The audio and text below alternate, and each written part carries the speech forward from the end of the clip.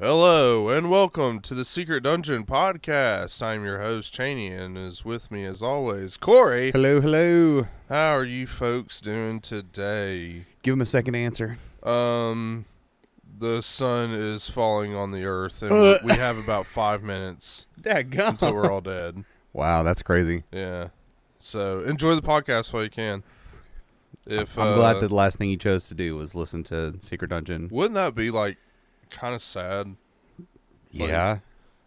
You know, the sun's falling and you're just kind of in your yard and you see the sun coming to you and Well, you realize that just got tears going down your eyes. We're talking about mud pickles.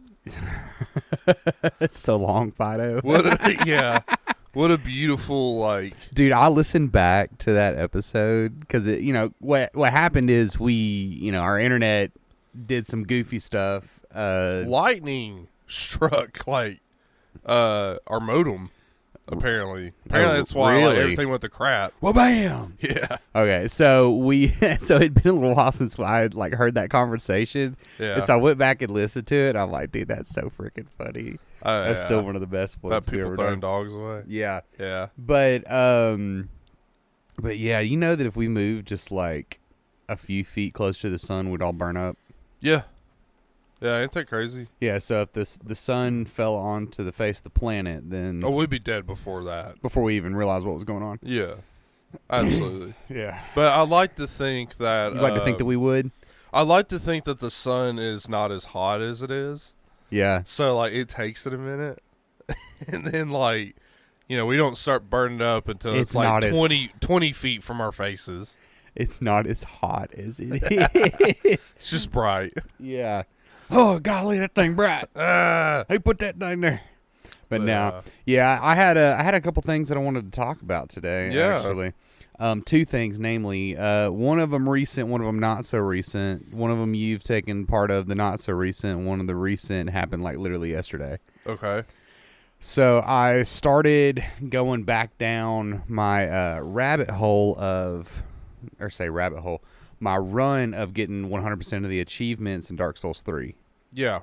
And I'm trying to do it all on the same character, and I'm on New Game Plus 2 because I played through it normally, a New Game Plus, and then I decided to do the 100% achievements, and instead of starting a brand new character and doing some of the stuff with a brand new character, I'm just going to do it with this one who has most everything. And so on that New Game Plus run, I cleaned up every possible thing that I could possibly get to set myself up for success later. Yeah. And then I got to, and I went ahead and New Game Plus 2, right? Mm-hmm. Yeah. I'm talking about I did extensive research for everything that I need, where it's at, whose quest lines that I need to do, because I've never done Henri's quest line. That's the ending that I need to get. That's the one ending, and then I've gotten all three endings, right? Yeah. So I was doing my planning. I'm like, okay, I need to be able to summon Hazel for Abyss Watchers, and then I need to be able to get Ciri of the Sunless Realm so I can get her ring that she gives, and then once I get her ring and then buy some more spells from Orbic, I'll get the Master of Rings achievement, right? Yeah. But with Hazel, I'm missing 2 gestures, and she's a really rare gesture to get.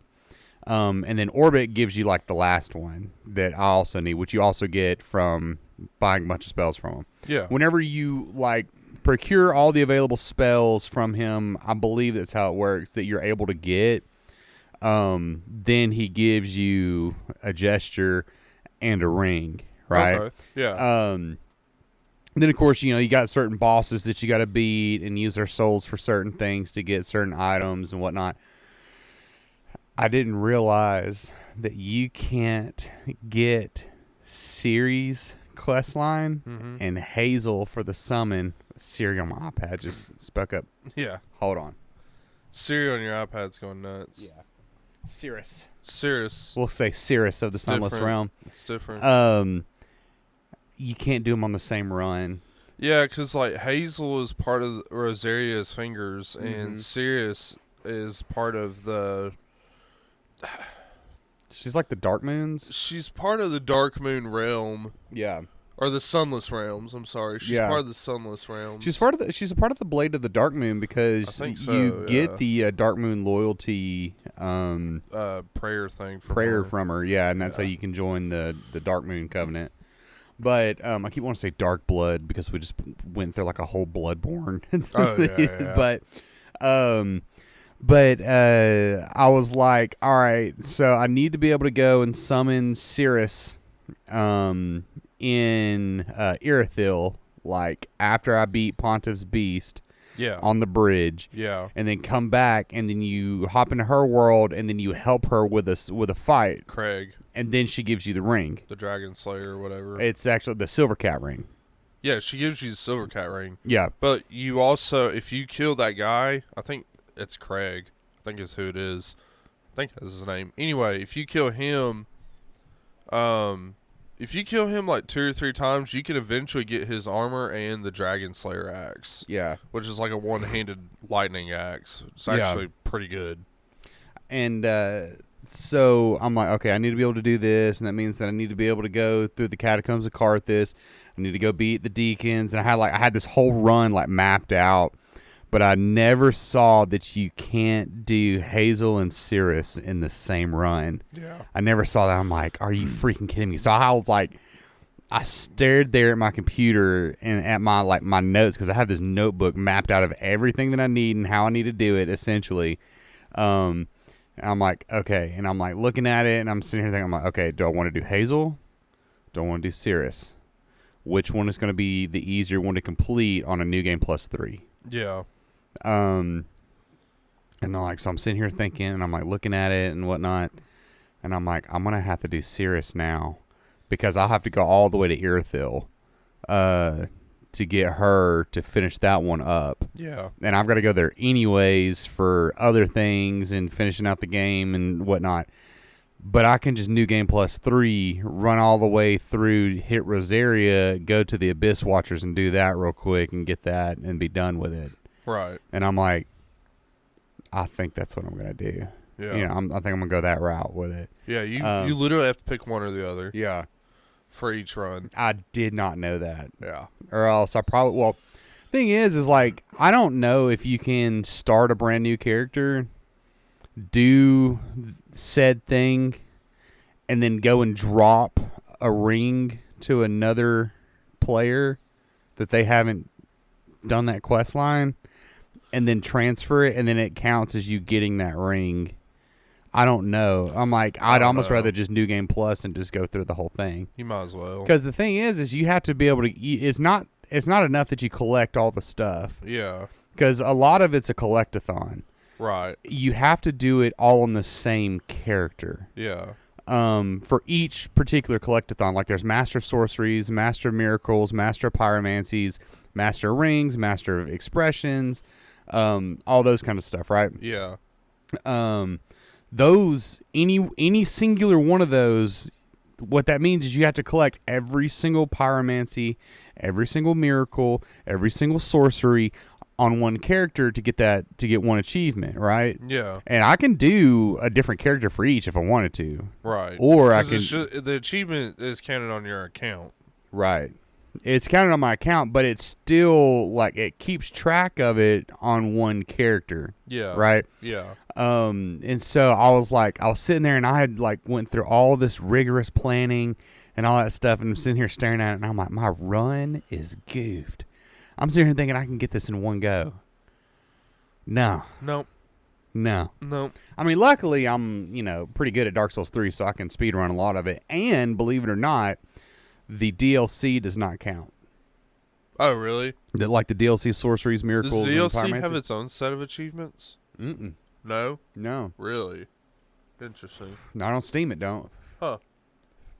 Because that's where I'm trying to 100% it. Either. That's where I'm trying to 100% it. It's on Steam. Yeah. So I don't know, like maybe on PlayStation or Xbox, probably not. the DLC does. Because typically, don't DLCs get them? I know in Skyrim they added DLC achievements. Yeah. Yeah, but I don't see From Software doing something like that. You know what I mean? Yeah.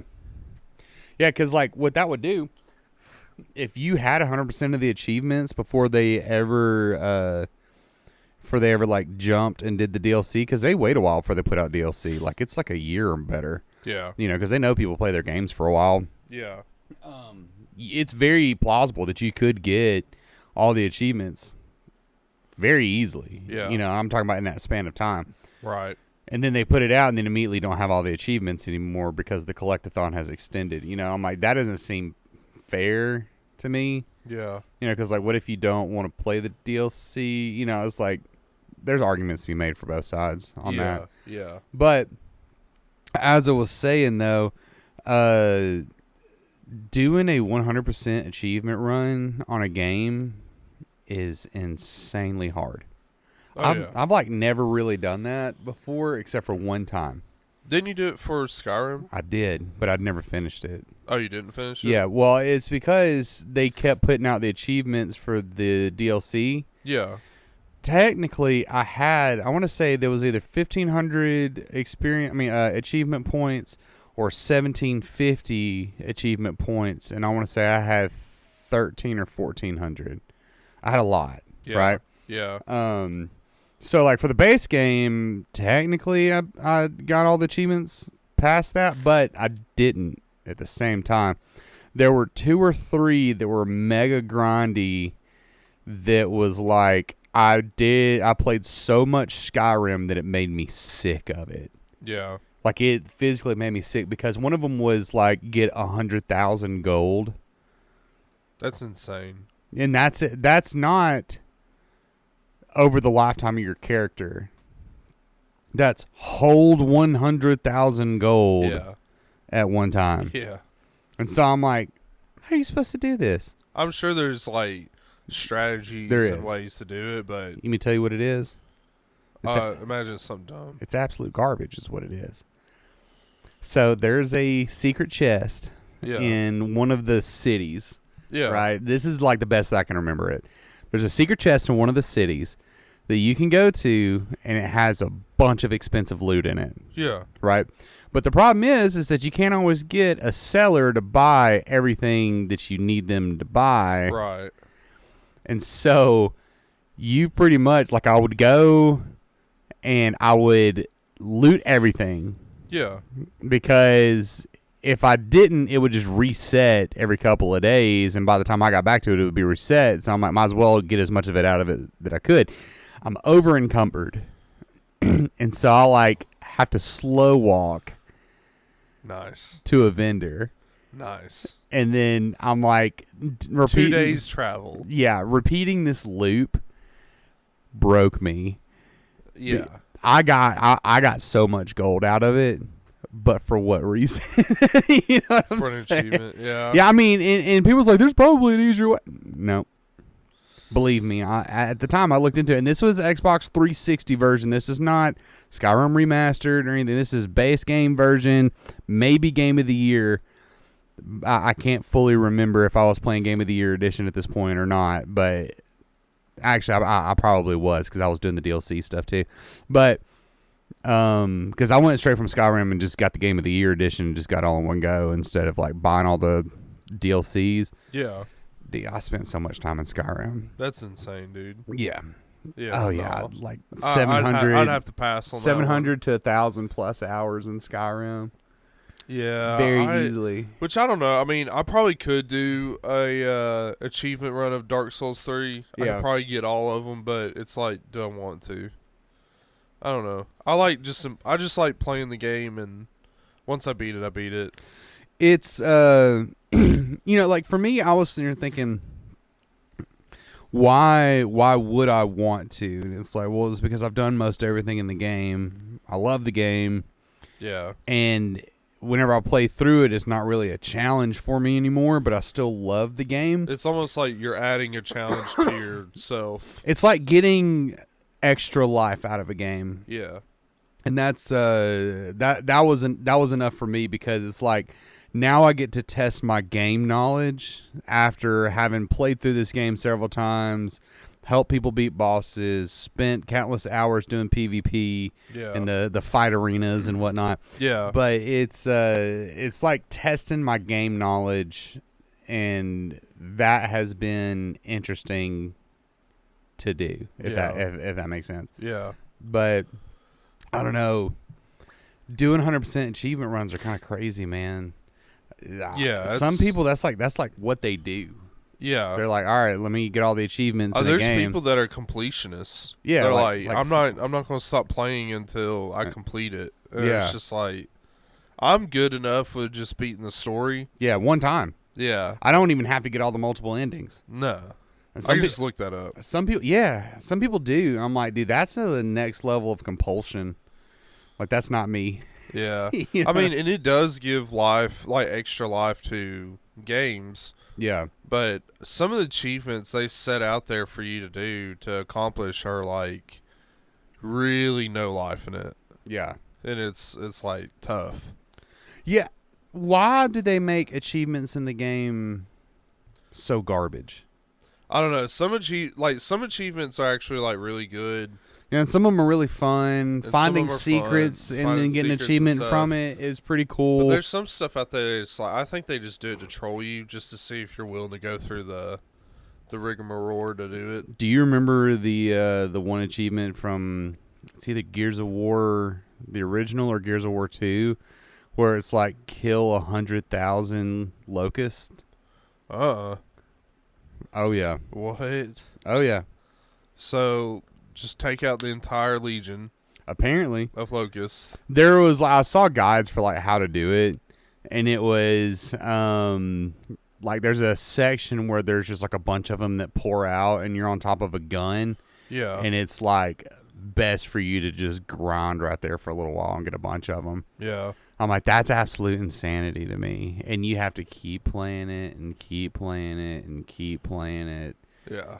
And just that's a little bit much. That, and the thing is like it gained notoriety so much so that they kept upping it for like further games. Nah. That's too much. Like the monotonous work for stuff.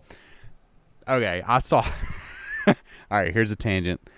I saw something yesterday, I want to say, that like perfectly described the way that I feel about open world games. Yeah. And it was a knight, a door, and a chest. And they were all three right next to each other. Yeah. And it said game. And it said, and then down below it, it was knight, door, and chest really, really far. And it said open world game. And I'm like, you know what? That's exactly how I feel about it. You know, if you think about it for just a split second, they're just spacing it out. For what reason? For what reason? Just to, I think a lot of that is just like, hey, we made a big game. Yeah. It's like, hey, look at this huge thing that we created. Go and explore all of it, but guess what? There's not much to do. Yeah. That's especially true for like Breath of the Wild. Yeah. That's especially true for a lot of games. That's especially true for a lot of games. Yeah, I mean, Breath of the Wild is probably one of the most notorious ones I can think of. Like, I'll go as far as say this: beautiful world. That's especially true for most open world games. Yeah, and I don't care. I'll openly criticize it on the internet, including Elden Ring. Oh yeah, yeah. Which Elden Ring had a little bit more stuff in it than Breath of the Wild, but like, yeah, it's still too big. It's still too big. It's too big.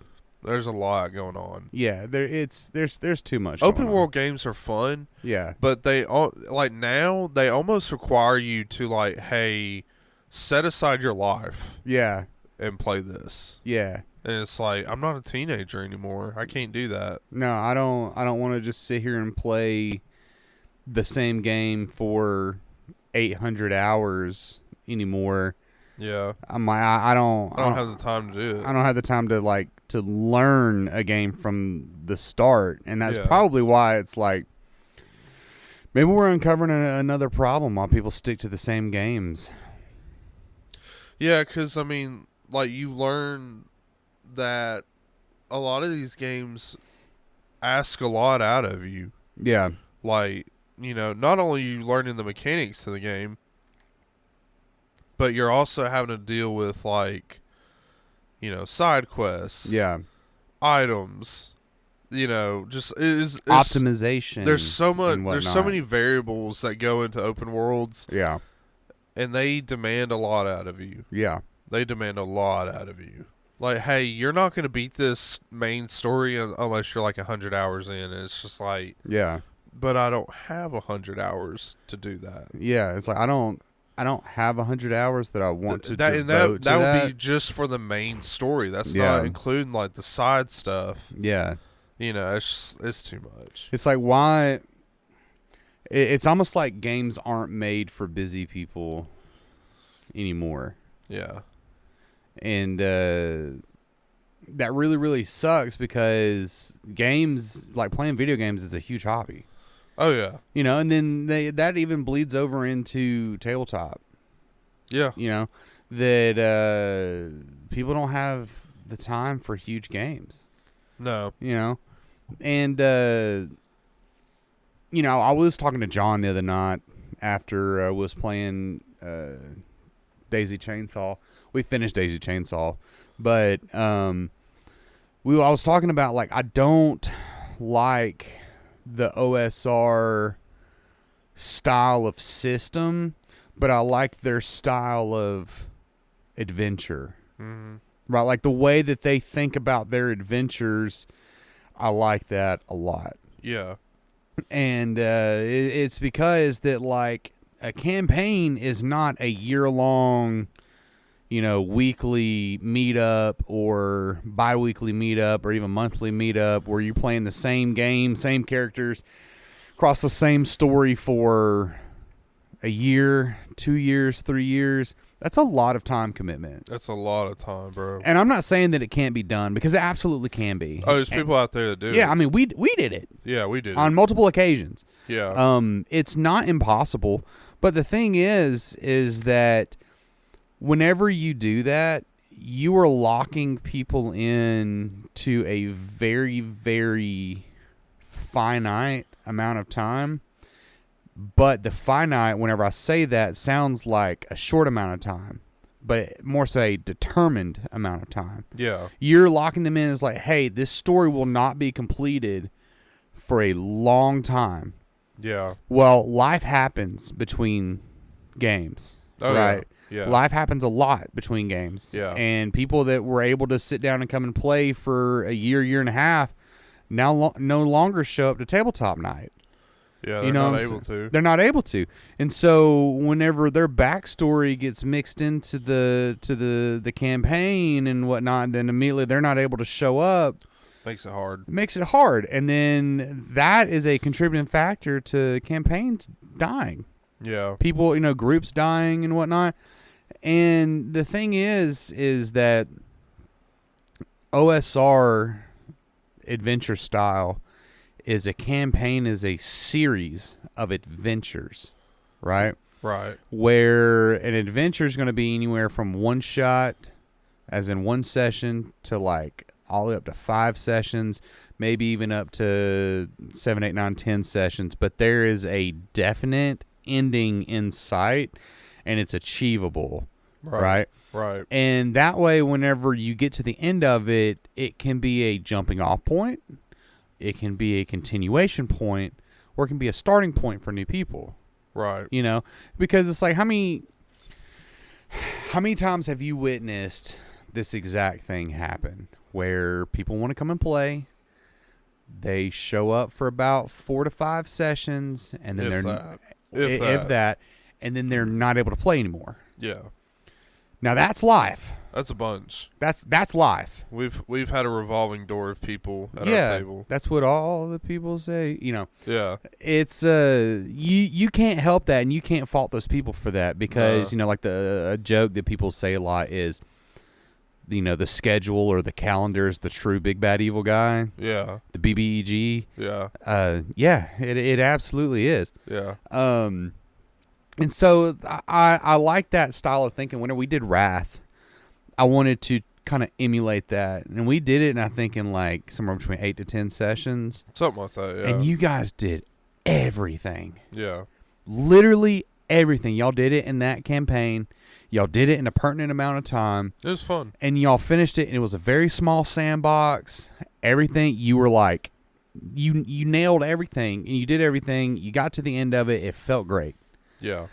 I'm like, that's how it should be. That's how it should be. Like, even with, so like with video games and tabletop, because they both require like a lot of time to commit to them.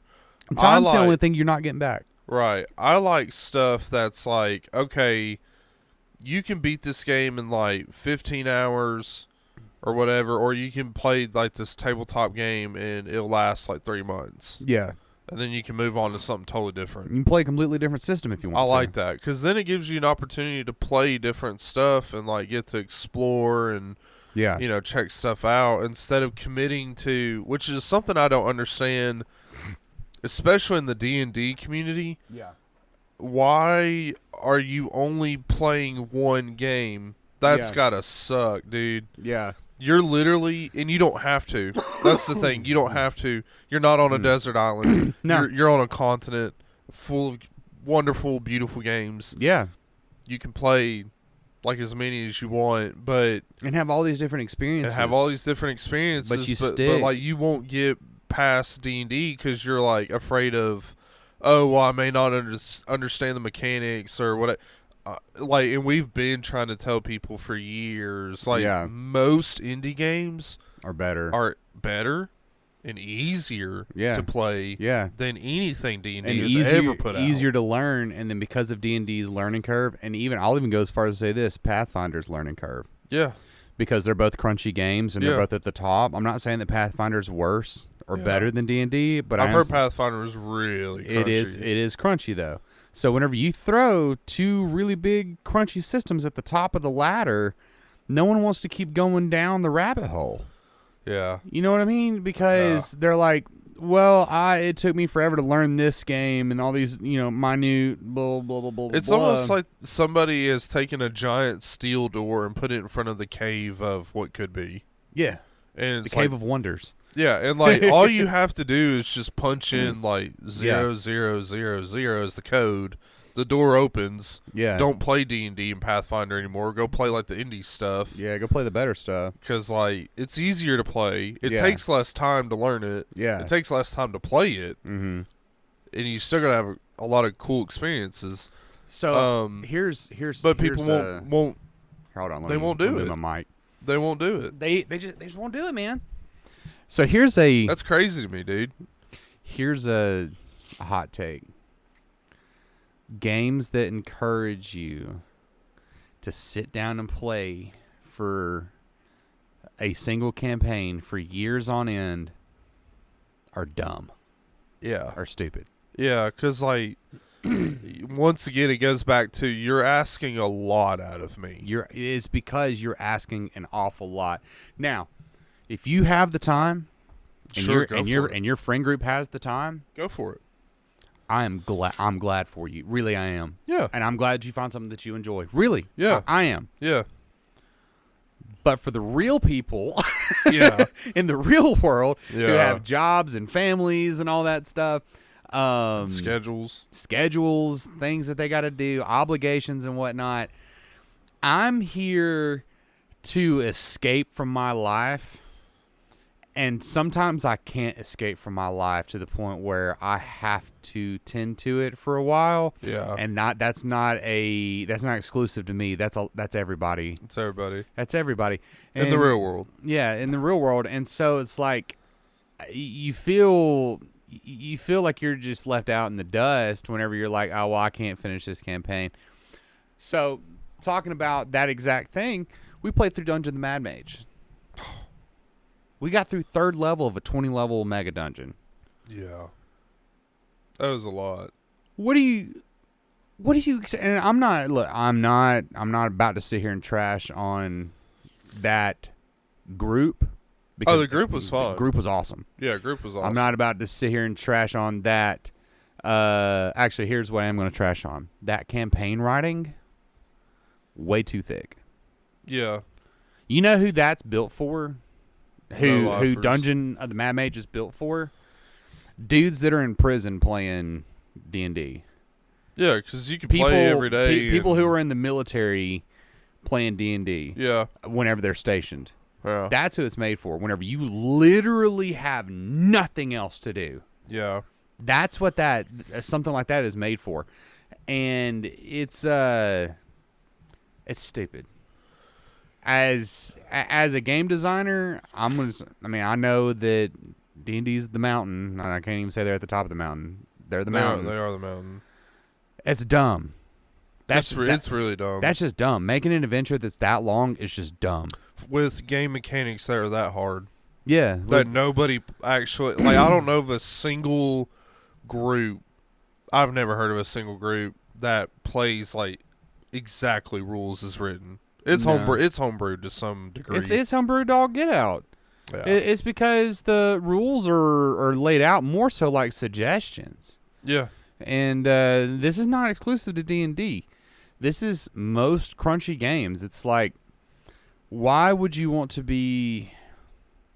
Okay, there's two different kinds of players, and this has kind of been circulating around here recently. There's the role players, and then there's the gamers, right? Gamers are tacticians. They want to use the system to their advantage. They almost play it like it's a war game. Yeah. They're strategists, right? Then there's the role players, where they're washed up theater kids who just want to have their escapism for a while. Yep. And I guess I'm just more of a role player than a gamer, because I'm not about that strategist. Like, I am, but I'm not at the same time. Yeah. If I'm going to come here and I'm going to sit down and play, I'm here for the role play. Yeah, because, like, you have more fun creating a character and a backstory and, like, how are they going to tackle this challenge? Yeah. Yeah. And, I don't know. I saw this video of this guy talking about, I almost sent it to you to, like, at first I was going to make fun of the dude. Yeah. But he started making, like, 100% accurate points. And I was like, oh, shoot, this dude's right. Oh, yeah. This guy is like, if I can find it, I want to show it to you after the podcast. I don't remember the guy's name. Yeah. But I'm sure I can find it in my history. But this guy starts talking about indie game designers and how tabletop customers don't deserve the products that they're passing up. Yeah. Essentially. And it's like they don't deserve to be picky is what he was saying. Yeah. He was like, you go and you throw your money at people who don't innovate. Yeah. And this is what I'm quoting what he's saying. He's like, you throw your money at people who don't innovate, you ask for innovation, and then you pass up the innovators. Yeah. And then you praise game designers that all they do is make copies and hacks of existing systems and look for true innovation and pass up the innovators. And I was like, golly. I was like, good grief. I thought we weren't supposed to take shots at the customer. Yeah, dude, he was, dude. He was like, you got people out here. Check it. I really want you to watch this entire video whenever we're done, because every word out of this dude's mouth, correct. Yeah. Like, straight up correct. But if you see him, and if you saw this dude in public, you'd be like, oh, God. Yeah. But dude's dead right. Dude's on point. Dude's on point. But he's right. Dude never missed. Not a single point did he miss. But he's right. He even talked about how stupid the X card is. Oh, it is stupid. Yeah, the X card's stupid. It is stupid. But I'm not going to get into that. Yeah.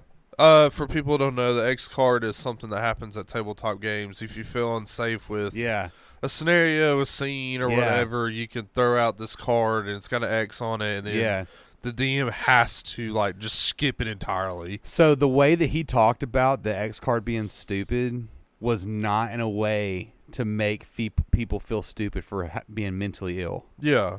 He did it in a, like, legitimate way. Yeah.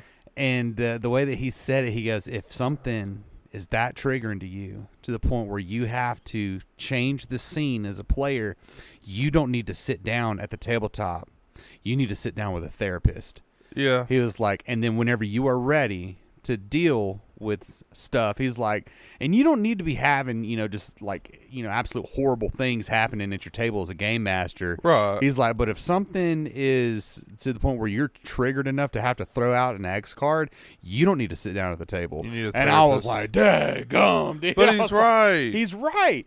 I'm like, it's okay to be mentally ill, but it's not okay to sit here and sit down at the table and change the game whenever you're the problem. You need a therapist. Yeah.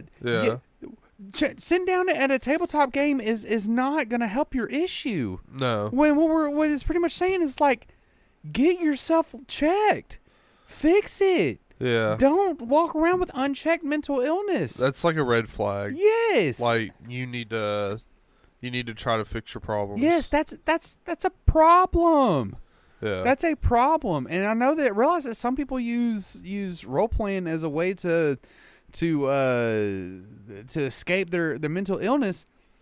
Don't sit down at random tables then. Yeah. You know what I'm saying? It's like, don't sit down at random tables whenever you don't know what kind of situation you're about to walk into. Yeah, you're setting yourself up for failure. That's what he was essentially trying to say is like, you're setting yourself up to be triggered and have a mental health lapse. If this is going to be your issue, don't sit down at the table. Like, clearly you still need help and you still need to, like, take care of whatever it is you're dealing with. Yes, it's like, if it is that bad, you don't need to play. Don't play. Yeah. Get yourself checked and then come back and we'll play. Because, like, he's not saying don't play at all. He was like, get yourself fixed. Get yourself where you're mentally strong enough to be able to handle the, whatever, and then come back. But the thing is he's like, don't be a jerk of a DM where you're running horrible things either. Yeah. It's like, because that's not cool either. That's not cool either. But at the same time, it's like, the X card is dumb. The X card is dumb. There's a fine balance between both the GM and the player. Yeah. Like, yeah, you could have, like, pretty eventful stuff, like, kind of bad stuff happen. Yeah. But, like, hey, guess what? At the end of the day, it's all imaginary. Like, it's fine. Yeah. It's not like this is really happening somewhere. Yeah, this isn't really happening. This ain't happening in a basement in Africa. It's all make-believe. Yeah, it's just imaginary, dude. Yeah. It's okay. It's not real. It's like saying video games cause violence. Yeah, okay. Okay. Yeah, there's a lot. I don't know. There's a lot of unchecked mental health stuff in just the world in general. Yeah. And it's just like, we're at a weird time where, like, we're starting to become more aware of it. Yeah. But at the same time, I feel like we're becoming aware of it in the wrong direction. Yeah, I was about to say that. Where instead of, like, we need to be encouraging people to get their mental health seen about. Yeah. Instead of encouraging everyone to pet everybody. We're petting everybody. Because the thing is that the world is not going to pet you. No, they don't care. And that's why I say that. There's like a whole group of people who, like, don't give a rip if you're sad. They don't give a rip. They don't care if you kill yourself. They're going to help your feelings. They don't care if you kill yourself. They don't. They really don't. And that's horrible. That is horrible. That's absolutely horrible. But those people actually exist in the world. Oh yeah, absolutely. So, but, like, you don't need to be petted. Really, for your mental health, you need to be encouraged to try to work past it and fix it and heal. Figure out and how grow. Figure out how to put on mental armor. Yeah, and like, you know what I'm saying? Better yourself. Yeah. For the real world, because there's people out there who, like, don't care about you and they will eat you. Yeah, they don't care. And you don't need to go around making everyone care about you. Because they're not. Because they're just not. They're not going to. You're just not. You're going to find people that care about you. I could say all this stuff because, like, I've had my own mental health issues and severe mental health issues. Yeah. And I'm a lot better now, but I'm still working through stuff. Yeah. And I'm still trying to grow and heal and all that good stuff. But, like, I say it with experience because, like, I've met people who didn't give a rip. Yeah. Like, you should just go kill yourself. Or even acted like you were just being a baby. Or acted like I was just being a child. And it's just like, dog. It's like, I'm dealing with stuff that I can't help. I'm dealing with stuff. Like, what are you dealing with? And the thing is that you can't make people bend to you. No, you can't. But also, you don't need to bend to other people, but you do need to have that mental fortitude to be able to handle other people because you're going to. Absolutely. Absolutely. And that's the double-edged sword that like no one wants to talk about. Yeah. But I don't care. No, you at some point, if you are dealing with like mental health issues like anxiety or depression, yes, we both encourage you heavily. Yeah, like to go get like, seen about, like, get it taken care of. Yeah, like if you can, talk to somebody. I struggled with debilitating anxiety, and finally went and got it taken care of, and it's completely under control now. Yeah, I'm a lot better than what I used to be. Yeah, but I didn't make it other people's problems. I started to. Yeah. I started to make it other people's problems. Then I realized that hey, I'm being the problem. Yeah, and then I need to get myself checked about, and I don't need to make it other people's problem, or else I'm being exactly what. I'm saying don't do. Yeah. And so therefore I went and got myself seen about, and now I'm like 100 times better. Yeah. It's definitely a fine line and a balance between like, you need to have mental fortitude to handle like the real world and like stuff at a table. Yeah. And at the same time, it's not real. Yeah. And oftentimes you're faced in a position to be able to fix it. Yeah, I mean, there's a lot of medicine. There's a lot of therapy. Yeah. There's a lot of resources out there. Yeah. To help you get through whatever it is you're going through. Yeah. And there's also a lot of stuff that can help you cope with whatever it is you're dealing with. Mm-hmm. Like hard drugs. I'm joking. I'm joking. Like really hard drugs. Yeah. No, don't do that. But no, I mean, it's definitely a balance and a fine line because, like, you need to survive in this world. You're stuck here. Yeah, you're stuck. Until you're dead. Yeah. So, like... Might as well survive. You might as well survive, get through the hard time, and come out happy. Like, this life is worth being happy for. Yeah. You know what I'm saying? Like, there's a lot of good things in this life. There is, just as much as there is bad. There is meaning to be found in life. There is just as much purpose and meaning and goodness in life as there is bad. Yeah. It goes to perspective, too. Yeah. Like, you got to have a perspective like, hey... I'm not going to let this beat me. I'm gonna overcome this and come out better on the other side, and maybe help other people along the way. Like, dude, come on, that's all you gotta do. It's not that deep. Have you tried not being sad? Have you tried not being sad? Yeah. Dude, that's crazy that people actually say that to each other. They're just like, I don't believe mental health is real. Or oh yeah, I've had people tell me all kinds of stuff. Dude. I've heard people say that they don't believe like ADHD is real and stuff like that. Yeah, I think too. It's all in your mind. I think too. I will say this: there are a lot of people who self-diagnose and self-proclaim their sickness based off of what they found on Google or what they think they can relate to or whatever. Not everybody on the planet has got mental health issues. Yeah. Okay? Like, not everybody's got something going on, Yeah. It's just like, it's not an exclusive club either. No. So don't make it about that. It's just some people have got mental health issues, some people don't. Yeah. It's just as plain and simple as that. If you got mental health issues, there's plenty of help out there. Yeah. There's plenty, and honestly, you might think like, oh, the journey is too hard to heal and all that. Make it fun. And find some enjoyment in the healing process. Yeah. Because, like, it is hard. It is tough. But, like, if you try to find enjoyment in the healing process, and you're like, okay, well, and you have, like, a goal of, like, hey, I'm going to be better one day. Yeah. I'm going to be happier one day, whatever that means to you. Isn't that kind of worth it to, like, try to make the process a little bit more fun? You know what I mean? That's just mine. Making your personal issues everyone else's issue is not cool. Is not cool. Where you have to, where you're trying to make everyone around you cater to your disability or whatever, your personal issues and whatnot. Yeah. That's not gravy. Like, that's not cool.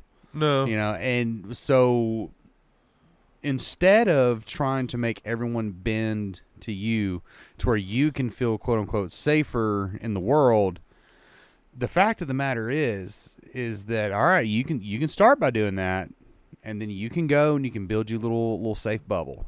Okay. Yeah. And that's good and that's fine. I'm glad that you have a support group. Everybody needs supportive people in their life. They absolutely do. Yeah. But what happens when you step out of that? And you're going to. And you're not prepared for what's going to happen. You see what I'm saying? It's the mental preparedness that I'm talking about, because people do need that support system. They need those things that, ground them and make them feel better and all this stuff. But whenever you step outside of that, you got to have that mental fortitude to deal with it, and the X card is not it. you know what I'm saying? I feel like the X card is like something like the X card is just kind of like any kind of censorship like that. Yeah, is really silly. Yeah, it's goofy because it's just like it's fake. It's not even real. Yeah, it's goofy. Why are you getting upset about this? Yeah, this is what we're talking about. Yeah, it's like now you're kind of becoming a problem. Yeah. Like, the world does not care about you. No. The world, your friends might, and your family hopefully does, but, like, if you don't have any of that, and it's because you won't let go of your mental issues, and you won't heal from them, and you won't grow from them, and you won't learn from them, guess what? You could stay in your little safe bubble. Yeah. You're going to be isolated. Yep. And then it's going to get harder. Yeah, it's going to get harder. It's going to get worse. And then whenever something like that does arise, it's going to get worse. It's going to rock your world. And then you backlash against it, and then what's going to happen is you're going to go deeper into that cave. Yep. And it's going to be a lot harder to get out of that cave. Yep. Whenever it's easy to go into the cave, and a lot of it is petting. Mm-hmm. Getting petted. Yeah. You don't need to be petted. No. It's going to make it worse on you. No. It's called tough love.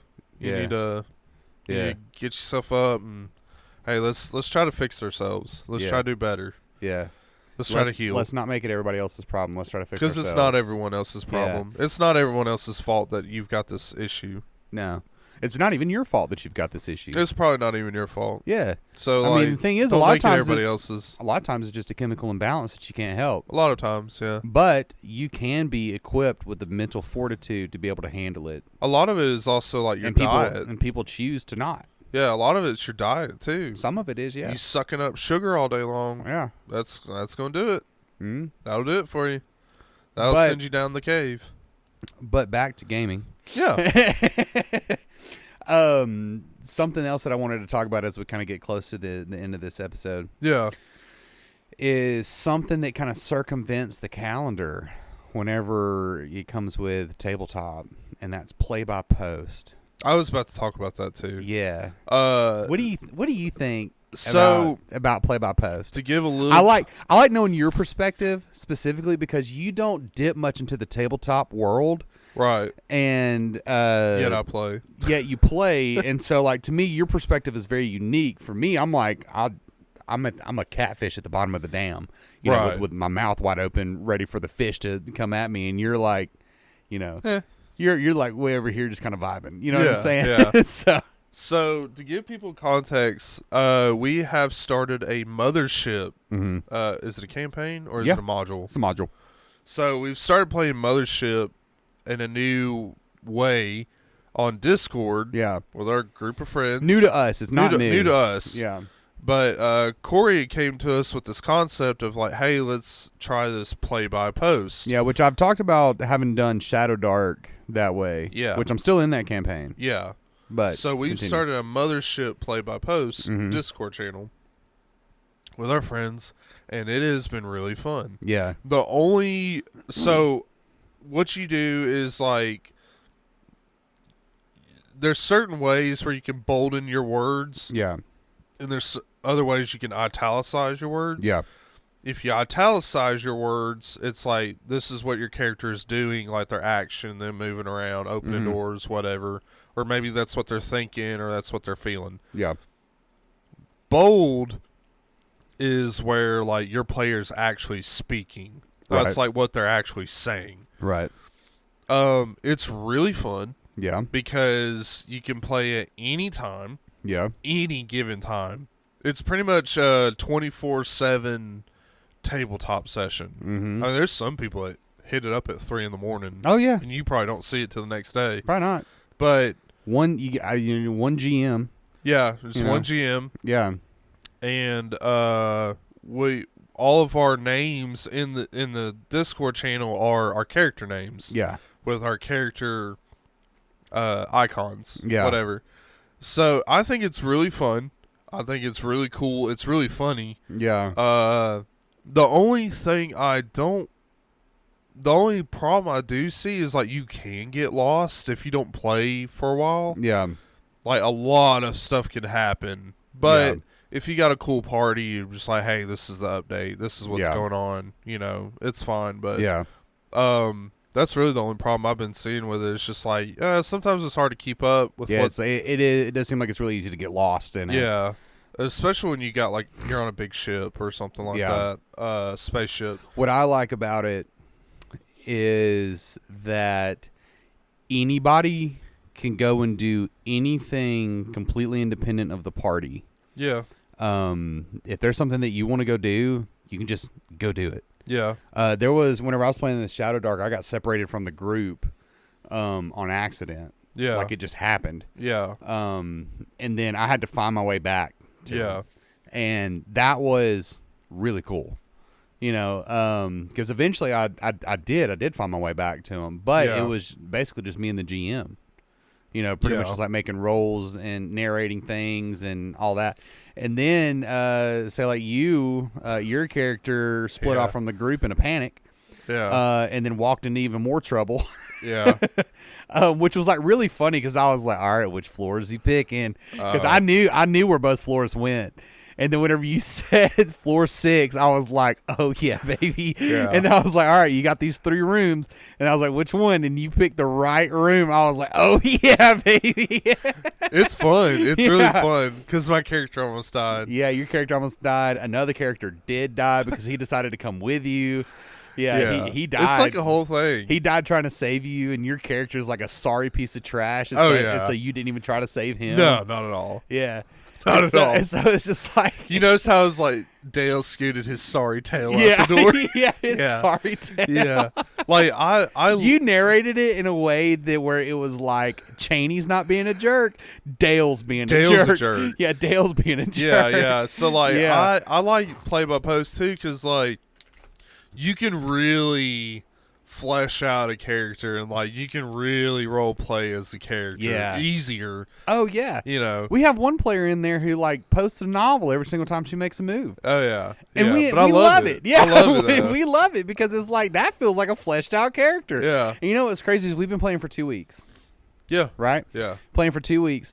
And we have gotten more done in those 2 weeks than if we have in like any session. If we would have been making like weekly or bi-weekly games. Yeah. I would say you guys are probably on like session 5 right now. Oh yeah, yeah. That's where I would put you guys is about session 5. We're pretty deep in now. Yeah. As far as if like you guys were to be playing at a table, this would be more so like session 5, right? Yeah. But the game never ends. There's no end. It's open 24/7, which is great. Yeah, it's open 24/7. And so like it has me thinking a lot about what could we do almost like West Marches style for Elgrun to where it's like you almost turn it into an MMO. Yeah. It's like what could we do with that where we have several GMs and it's almost like I'm not entirely sure how we could do it. I would like to workshop it, but an idea that I have is that you could have GMs handle territories. Yeah. And then whenever people go into territories, they deal with that GM. They jump into different chats. and whatnot. Like a different chat for like this area, this area, this area. Yeah, and then like if you go into certain dungeons and whatnot, maybe it does like a thread or something. Yeah, it goes into like threads in certain areas and whatnot like that. Like you'd take a little bit of setting up. Honestly, Discord is really awesome for tabletop. I don't think they did that on purpose, but they've made it really easy to do it. Hot take: I'd almost rather do play by post than play in person. I am about right there with you. And you don't know why? It's fun. It's because we don't have to meet out. Yeah, you can do it at home or work or people don't have wherever. To miss. And now, like, I'm barely on social media, and so I'll just like check Discord, and somebody's made a move, and I'll just like go through and narrate. Well, I mean, it's been a good way to get off of social media because like you're kind of more focused on like, oh crap, what's going on? And you're still hanging out with your friends, and you have an out of character chat where everybody's like, oh, the out of character chat is the best. Is the best part because it's the best part. Like, everybody goofing. Yeah, because like, all right, so 3 characters or 3+ characters were in one area, and then you and another character was in another area, and so there were 2 different chats going at the same time as far as like actual role playing chats. Yeah, and you could tell that the people in the calm room were like reading the other chat. Yeah, which is cool. Which I think is cool. Is like so that way they can be they can see what's going on. They can see what's going on, but they're not going to metagame about it. Right, which is great. Yeah. There's also a chat or a channel for just characters. Yeah. Just characters. Just your character sheet. And you can work on that background as much as you want to. It all goes there. In mine on Shadow Dark, I keep track of my inventory in there. Yeah. I just like throw my inventory crap in there. Yeah. I really, really like... I almost suggested to you the other night, if it wasn't going to be too chaotic, maybe doing like Daisy Chainsaw or just something, maybe Merkborg or something, but... I don't know. That'd be kind of hard to do because, like, the Mothership one is very. There's a lot going on. Yeah, there's a lot going. I think it'd be kind of hard to play 2 games at the same time. Thing is that I have a module that I'm following, right? And I have actually on accident I got 2 physical copies of it. Yeah, and so one stays here at the studio for my zine collection, and one I actually bring around with me because I would rather flip through a physical thing. Right. But if I'm at work, I have the PDF on my phone, and I'll just scroll through and see what it is, what's going on. See what it like in the rooms that you guys are trying to go into, and then just start narrating from there. I love it. Yeah. I think after we get done with this Mothership one, I wouldn't mind doing something else, like another game. Yeah. But I also want to work on a Realms of Elgrune like Discord channel where it's just play by post. It's not no voice chat, no memes, no which we'd have to set up rules for it. Yeah. Which it's like a full on like it's a MMO, but it's like play by post. Yeah. I think that'd be awesome. That would be sick. That'd be really cool. Yeah. I think it'd be a great way to get people in, like playing Realms. And, It's like it's a full-on West Marches style. You play across the entirety of Realms, of the world. Of Elgrune, going and doing jobs and all that stuff. And then you have GMs that are over certain territories in Elgrune and then have like GM chats where you can coordinate with certain things, have raids be up and whatnot. And dude, that'd be crazy. That'd be pretty cool. Yeah. Because then that would feel the way that we intended it to feel, where certain Dungeoneers, you're playing a person. Yeah. And you just go and do whatever you want, join groups and all that stuff. Yeah. And you just bop around. And just do your thing. You keep track in your character thread. Or you could even you keep track of your character. Well, we'd have to have some kind of way to moderate it.